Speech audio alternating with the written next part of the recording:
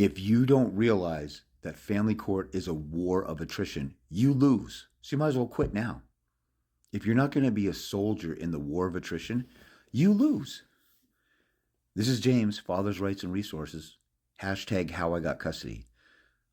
My username everywhere is how I got custody. I use the hashtag how I got custody because I share with people how I actually got full custody of my daughter when she was 7 months old without a lawyer because I engaged in the war of attrition. Now, just to be honest, I didn't know. Nobody told me at the beginning of my case, you need to get on the offensive and go to war. It's the war of attrition. Every time they do something, you fight back. You get on the offensive. Don't be afraid to call the mother out. Don't be afraid to tell the judges and commissioners to be held accountable. Don't be afraid to destroy the guardian ad litem. I just knew when somebody goes to court and they lie about me, I'm not going to be a fake phony and be all soft and gentle and ignore it. I'm going to attack them. They're attacking me. My life with my kid is at stake. I'm attacking them. Now, it took me a while because I had to fight off an anti-harassment restraining order. Mother got an ex parte. I would have been able to do it faster if I knew about motions to quash. Do you guys know about motions to quash? Every single one of you that's listening right now, you got a restraining order against you or the mother attempted to do it. Did your attorney tell you that you could do a motion to quash or to dissolve? No, they didn't. I talk to people about that all the time. I have that in my defense against restraining order packet. And your attorney, $400 attorney, hasn't even told you about that. 99% of people, it might actually be 100, but the low estimate is 99% of dads know nothing about a motion to quash. It's an offensive tool to ambush the mother after she ambushed you with an emergency order. Did you know that the rules on injunctions say that the mother can't go to court and can't go to ex parte and get a restraining order against you without telling you ahead of time? Did you know that? It's usually Civil Rule 65 in most states. Go look at it or look at the Federal Rule 65. Most states follow that. I was just talking to somebody. Is it 128.7 in California CCP? No, California, dang it, what is it, 257? Or is it 570? There's a 57 in there. Anyway, if you search your state, civil rules injunctions, it's usually Civil Rule 65. Oh, California might be 571. 571 through 574C or whatever.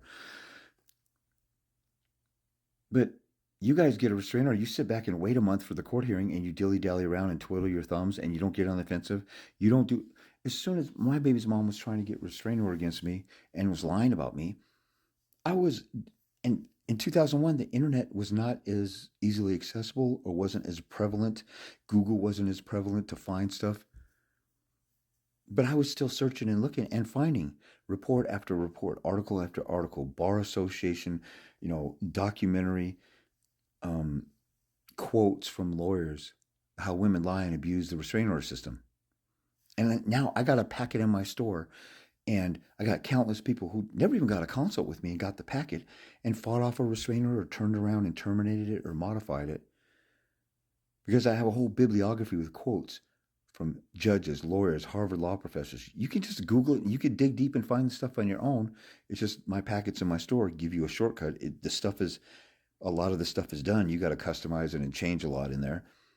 But for $45, a packet that gives you a head start and saves you hours, days, or even weeks of work. I have countless guys who fought off restraining orders because we're quoting lawyers and judges and Harvard law professors and entire bar associations saying women lie and abuse the system. If you go in there and say, oh, she's lying, and it's just your word, they'll say it's your word versus hers. But you got the backing of bar associations and attorneys and judges and investigative reporters saying these things are handed out like water, and more often than not, restraining orders are a lie. And you're in the preponderance of evidence court.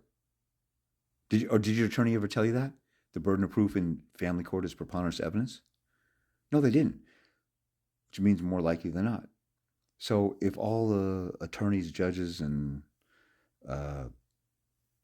law professors and bar association article writers, Illinois Bar Journal, Family Law Section of the California Bar Association, if they're writing articles about how it's more likely that when a woman does a protection order, she's lying, in a courtroom where the burden of proof is more likely than not, all you got to do is quote them. So they say it's more likely that she's doing this. So that alone gives you the odds that the burden is on her to prove that she's not lying. You should not believe what she's saying, especially if she let me have the kids the other day and all of a sudden there's a restraining order and all of a sudden I'm dangerous. But see, a lot of you guys go to court and you look at my videos and say, you're full of crap. I went to court and I tried and I lost. You half-assed it. You came in with a sissy argument. You were soft. You're in a war. You don't go tiptoeing through the tulips in the desert and you fight terrorists with a pop gun. That's what you did. And it was hard for you to do that. So you felt like you did the right fight. But the war of attrition isn't just going into court and making a legal argument. I had a guy who made a comment and he said, well, I went in and I made the legal arguments and they didn't listen to me. That's not the end of this.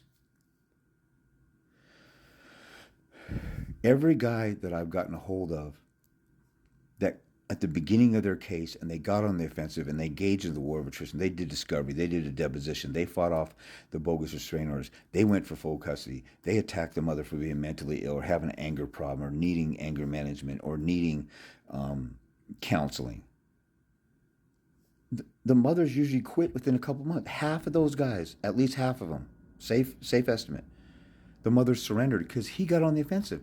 See, when you go to court and you're like, oh, this hurts, will you please stop? Why are you doing this to me? Please let me have more than 4 hours of visitation. Please, I beg of you, master, my Lord and Savior, my mommy, please, I beg of you, let me see our kids. You go in like that, the mother is like, oh my God, I got this punk little Sandy Beach. I got him. Just like a bully, you hand over your lunch money to the bully. And you're like, here's $2 instead of $1. Will you leave me alone, Biff? They're drooling at the easy opportunity to intimidate you and bully you. But if you stand up to the bully, they might tuck their tail and run just because you stand up to them. I've had so many cases where as soon as a dad got on the offensive and grew a pair and transitioned his genitalia from having a labia to testicles, the mother immediately offered to settle because women usually punk men and work off of intimidation. Narcissists work off of intimidation. When you actually stand up to them, they don't know what to do with themselves and they surrender. But if you beg and plead and say, oh my God, what you're doing is working and it's wearing me down, they drool over that. The war of attrition, they're wearing you down.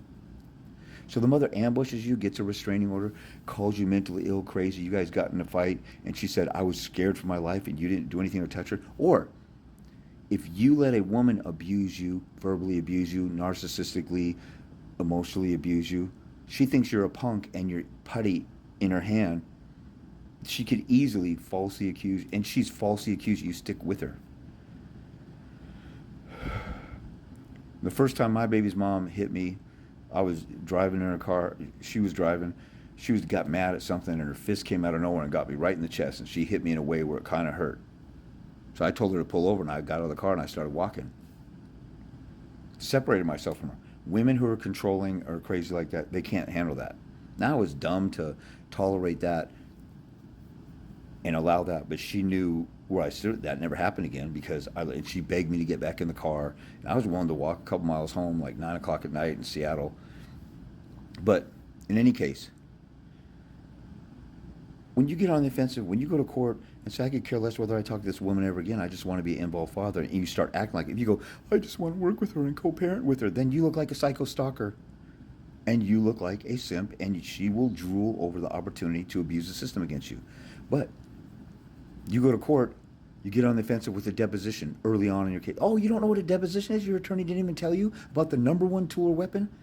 Now, if you're still with me on this video, if you're one of the few who hangs in here because you actually care about your kids, go to my YouTube channel. There's a link in TikTok. There's a link in Instagram. If you're on YouTube already, type in deposition. It's the number one tool and weapon available. Why aren't you using it? Your attorney didn't even tell you about it. And then go watch that and then realize your attorney's a chump and an idiot, and then call me and get a consult so you can learn how to do this stuff. She's blindsiding you and overwhelming you, and it's psychologically destroying you, and you surrender by the time mediation comes around or sooner. You get on the offensive, and you say, I got every other weekend. I got nothing to lose. I want 50-50, nothing less. Oh, she says, screw you, go to court. Okay, I'm going for 90-10 psychological evaluation on you, and you do a deposition on her. You make her look stupid. You challenge everything. You do reconsideration. Oh, you didn't know you could do a reconsideration? Your attorney didn't tell you that either? These are all weapons available for the overall war that wears the other side down, because 95% of cases settle out of court. If you want to learn more about the war of attrition, call or text me and set a consult.